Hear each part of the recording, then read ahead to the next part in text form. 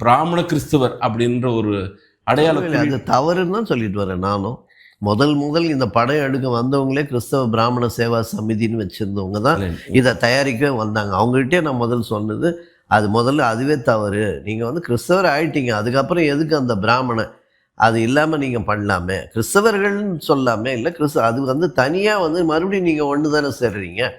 இப்போ வந்து ஜாதி அழிக்கணும்னு காந்தி சொன்னாருன்னு சொல்லிட்டு அவர் புது பேர் தான் வச்சார், ஹரிஜன் அப்படின்னு பேர் வச்சார். அப்போ மற்றவங்க பார்த்தோன்னா ஹரிஜன்னா அவங்கப்பா அப்படின்னு தான் சொல்லுவான். பேர் மாற்றுவதாக வந்து ஜாதி ஒழிப்பது, ஜாதி இல்லைன்னு சொல்லணுமே ஒழிய அதுக்கு பேரை மாற்றுற மாதிரி தான் இருக்குது. அதனால் நீங்கள் அது பண்ணுறது தவறுன்னு தான் சொன்னேன்.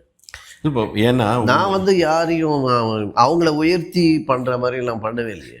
கரெக்டு தான். இருந்தாலும் உங்களுடைய நினைவுக்காக சொல்கிறேன். நான் உங்களுடைய இன்டர்வியூலேருந்து தான் நான் அதை புரிஞ்சுக்கிட்டேன். அதனால தான் உங்களை பற்றி செல்ஃப் இன்ட்ரடக்ஷன் சொல்லும்பொழுது உங்கள் துணைவியார் வந்து அவங்க வந்து பிராமண கிறிஸ்துவ சேர்ந்தவங்க அப்படின்னு சொன்னீங்க.